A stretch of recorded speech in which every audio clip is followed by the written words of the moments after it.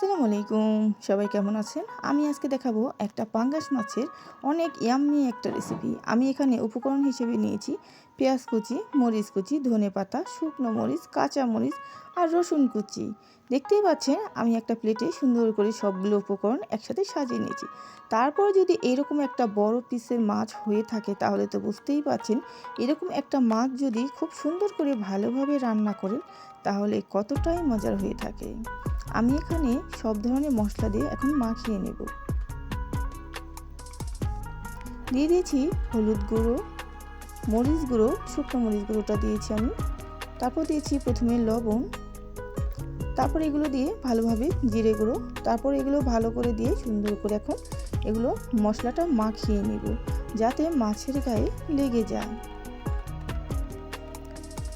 এটাকে সুন্দর করে ভালোভাবে মাখিয়ে আমি 5 মিনিটের জন্য অবজারভেশনে রেখে দেব যাতে মশলাটা ভালো করে ঢোকে ভিতরে। যেহেতু মাছের পিসটা একটু বড় সাইজ, সেই জন্য আমি কিছুক্ষণের জন্য এটা মেখে রেখে দেব। তারপর আমি কড়াইতে তেল দিয়ে দিলাম। তেলটা প্রায় গরম হয়ে এসেছে, দেখতেই পাচ্ছেন। কিছুক্ষণ গরম হওয়ার পরে আমি মাছটা দিয়ে দেব। আর অপর পাশে আমি এটাকে ব্লেন্ড করে নিয়েছি। যে এগুলো দিয়েছি আমি উপকরণ, টমেটো, মরিচ কুচি সব কিছু একসাথে ব্লেন্ড করে নিয়েছি। তারপর আমি এই কড়াইটা গরম হয়ে গেলে মাছটা দিয়ে দিব। এখন মাছটা আমি গরম তেলে সুন্দর করে একদম ভেজে নেব।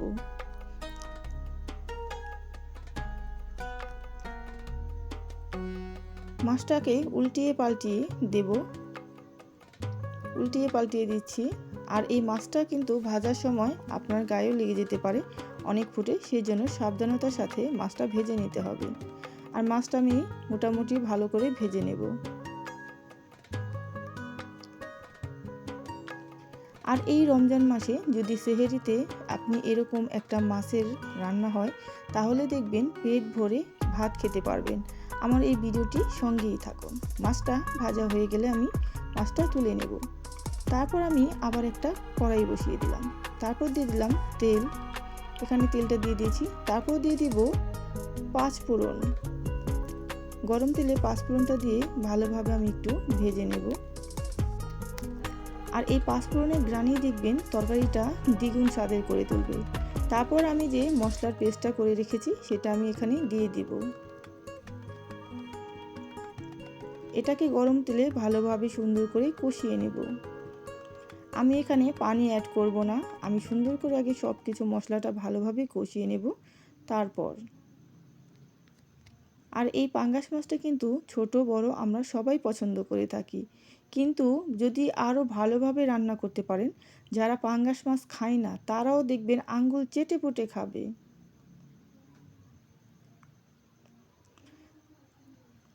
তারপর এখানে দিয়ে দিলাম লাল মরিচের গুঁড়ো, হলুদের গুঁড়ো,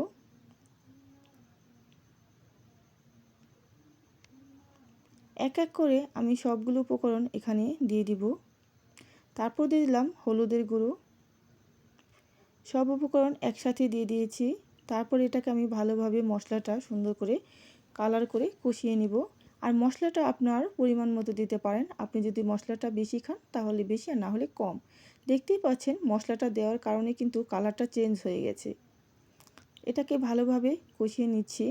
তারপর দিয়ে দিব পানি, অল্প পরিমাণে পানি দিব। যেহেতু আমার এক পিস বড় সাইজের মাছ, আমি ঝোল রাখবো না, একদম মাখো মাখো করে রাখবো, সেহেতু আমি এখানে আর পানি বেশি দেব না। তারপর দিয়ে দিয়েছি স্বাদ মতো লবণ। লবণটা আমি পরেই দিলাম। তারপর বলক চলে এসেছে, দেখতেই পাচ্ছেন। মশলাটা একদম সুন্দর করে ভালোভাবে কষিয়ে তারপর দিয়ে দিলাম লেবুর রস। আমি এখানে লেবুর রস অ্যাড করে দিলাম।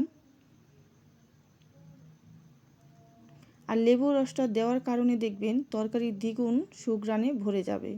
তারপর আমি যে মাছটা ভেজে রেখেছি সেটা এখন দিয়ে দিব। এটাকে দিয়ে সুন্দর করে ভালোভাবে কষিয়ে নেব। এখন মশলাটা একটু মাছের উপর দিয়ে দিলাম যাতে মশলাটা গায়ে লাগে। আর কালারটা দেখেই বুঝতে পারছেন। এভাবে কিছুক্ষণ আমি চুলার উপর রেখে দেব যাতে সুন্দর করে ঝোলটা টেনে আসে। তারপর লাস্টে নামিয়ে নেওয়ার আগে ধনেপাতা কুচিটা ছিটিয়ে দেব। আর আপনি যদি ধনেপাতা কুচিটা পছন্দ না করে থাকেন তাহলে এখানে জিরে গুঁড়ো আবার অ্যাড করে দিতে পারেন।